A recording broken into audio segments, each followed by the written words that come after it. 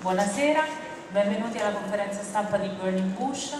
Sono presenti con noi Anthony Root, Vice President di HBO Europe, che si occupa proprio della produzione e della programmazione dei prodotti originali di HBO, Tatiana Pawłowova, che è l'interprete, la protagonista della miniserie, e Tomasz Rubi, che è il produttore della serie.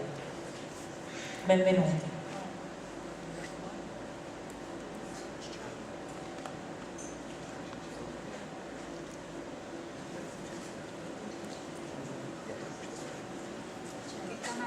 Quale canale? Grazie. Scusate. Credo che voi tutti abbiate visto già l'episodio che abbiamo fatto vedere nell'anticipata stampa di sabato della miniserie. Stiamo proponendo qui al festival la versione 3x90, quindi sono in 3 parti. Esistono anche altre versioni, ma ne parleremo più avanti durante la conferenza stampa.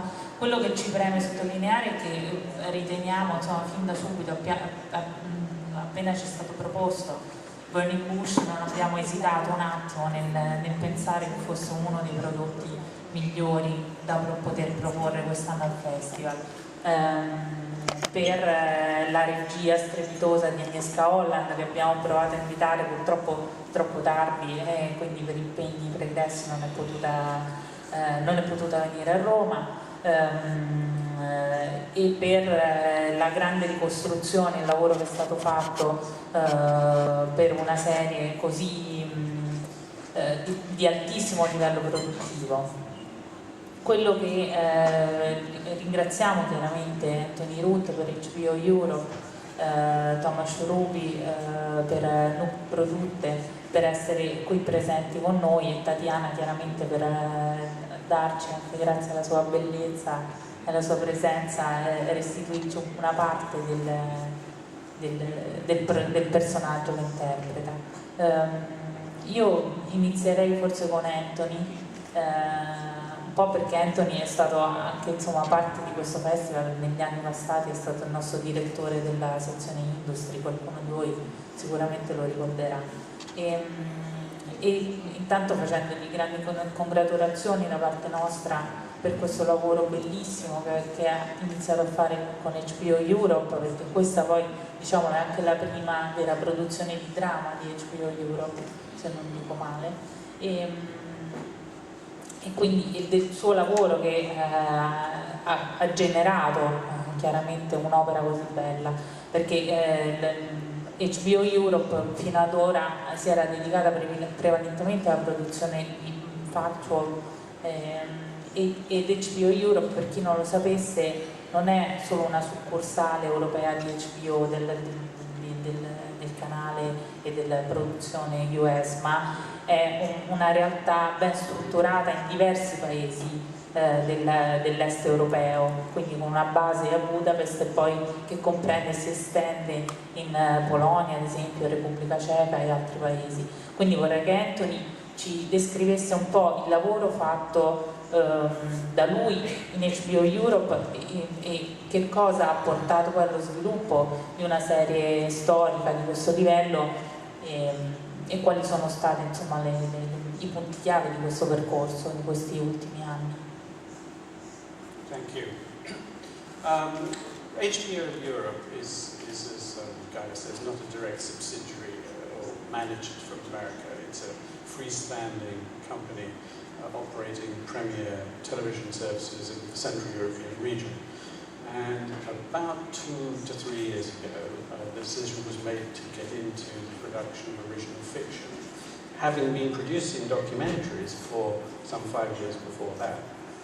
And it all started when my boss was shown an American series called In Treatment, starring Gabrielle Byrne, with a view to acquiring that for the HBO Europe service, Central Europe as it was called at that time, really now.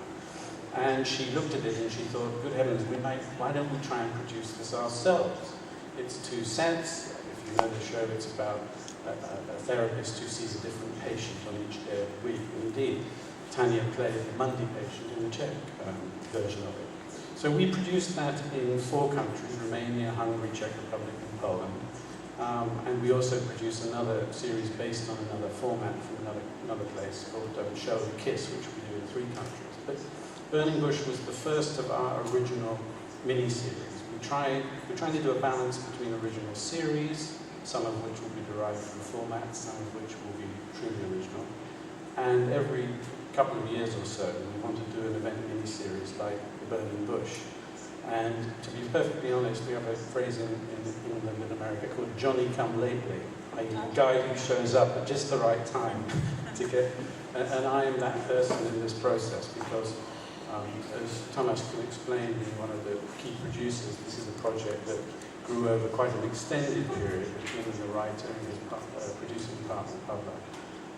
And ultimately, Agnieszka Holland came on and transformed it, I think we would all say, to a level of artistry that is certainly for me, each time I see it, quite breathtaking still. Grazie Anthony. Una domanda per Thomas. Leggendo il vostro pressbook, che comunque è molto ricco e interessante, notavo che una produzione così, che si basa su fatti veri, accaduti realmente, riesce ad avere maggiore credibilità laddove le riprese sono realmente realizzate sui luoghi reali. E so che molte delle location che avete usato sono reali posti dove, ad esempio, la casa di Jampalak o l'ospedale, mi sembra anche fosse un luogo rappresentato realmente, e anche l'uso che avete fatto invece di materiale d'archivio per le ricerche vi ha permesso, laddove non era possibile girare i luoghi reali, di ricostruirli con molta fedeltà.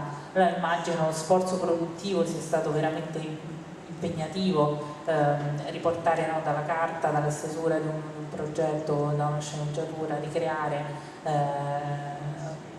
tutto questo apparato, insomma immagino sia stato un grande lavoro. Ti va di raccontarci un po'? Certainly. Thank you for the question. The whole issue, the whole story of Jan Palach is a factual historical event which transformed the Czech Republic's history quite a lot, as you might have seen in the series. What's interesting about it is it's been 22, 23 years since the fall of the communist regime, and no one has transformed this event, Jan's self-immolation, into a dramatic work. There have been documentaries, but there has not been a single feature about that. It was quite interesting. What's even more interesting is that the first screenplay that probably really caught people's attention was written by a very young screenwriter who basically doesn't remember communist regime at all. He was born in the year 1983, so he was 5 or 6 by the time the communist regime fell. And I don't think that's a coincidence. I think there's something to it. So it was, Agnieszka loves to say that it's the young generation approaching the story of our fathers, basically. You were asking also about the historical people there. A lot of them still live. For instance, Jan's brother, who's playing a main role in the miniseries, he's still alive. And we gave him the script before we started shooting. And what was surprising for me was, of course, many of the details of the story were changed radically. Not the main issues, but the small details, like how their household looked like, what he was wearing, stuff like that, small details. It was shocking to me to see a guy who, went through quite a lot and who's having this traumatic experience, being very liberal and very, I would say, very kind in treating these details. He basically loved the screenplay, and he told us that even though many of the things have been changed, he's okay with that. So that was just fascinating to see that. E quante versioni avete fatto della sceneggiatura, quindi prima di arrivare a una versione definitiva? Well, that's quite funny because Stepan was still writing while we were shooting, and he was bringing different stuff to the set. And there is a funny story about it. He brought a version of some scene, and Agnieszka told him, but you know, we just shot the scene, so you know. I remember that. Yeah, so there must have been about 9 or 10 versions of the screenplay.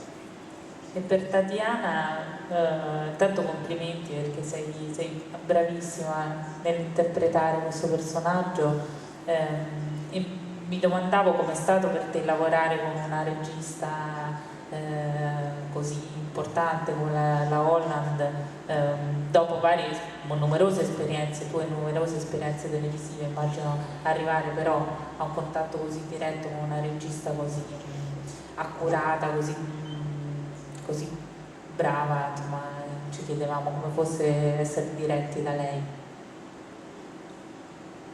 Yeah, thank you so much. Working with Agnieszka is like a blessing for an actor or actress.